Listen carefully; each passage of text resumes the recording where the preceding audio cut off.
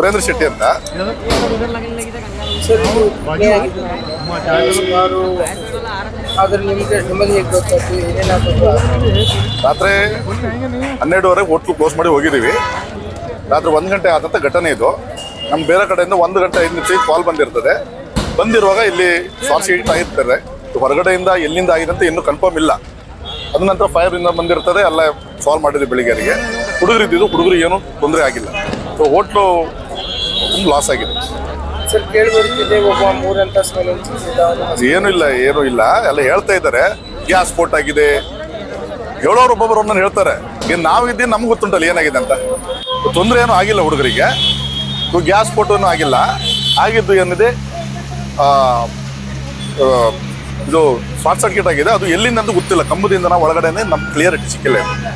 ಈಗ ಸರ್ ಇದು ಇಷ್ಟು ಫೇಮಸ್ ನಿಮ್ಮ ರೆಸ್ಟೋರೆಂಟ್ ಬಹಳಷ್ಟು ಮಂದಿ ಬರ್ತಿದ್ರು. ಅವ್ರಿಗೂ ಭಾಳ ಬೇಜಾರಾಗಿ ಅವ್ರಿಗೆ ನೀವು ನಿಮ್ಮ ಮತ್ತಿಂದ ಏನು ಹೇಳ್ಬೇಕು? ಏನಿಲ್ಲ, ಈಗ ನೋಡ್ಬೇಕು. ನೀನು ಆದಷ್ಟು ಬೇಗ ಅದನ್ನೇ ಅವರಿಗೆ ಸೌಲಭ್ಯ ಮಾಡಿ ಕೊಡಬೇಕು. ಫ್ರೀಯಾಗಿ ಓಪನ್ ಮಾಡಲಿಕ್ಕೆ ನಾವು ಪ್ರಯತ್ನ ಪಡ್ತೀವಿ.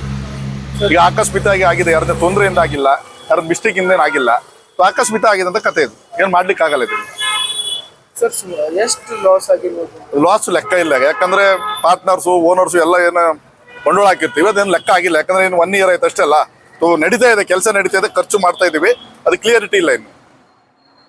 ಸರ್ ನಿಮ್ಮ ಲಾಸ್ಟ್ ಮೆಸೇಜ್ ಅಂದ್ರೆ ಪಬ್ಲಿಕ್ ಇರಲಿ ಅಥವಾ ಯಾರೇ ಬಂದು ವಿಸಿಟ್ ಮಾಡೋರು ಇರಲಿ, ಫ್ಯೂಚರ್ ವಿಸಿಟರ್ಸ್ ಇರಲಿ, ಫ್ಯೂಚರ್ ಕಸ್ಟಮರ್ಸ್ ಇರಲಿ, ಅವ್ರ ಸಲುವಾಗಿ ಏನು ಹೇಳ್ಬೇಕು?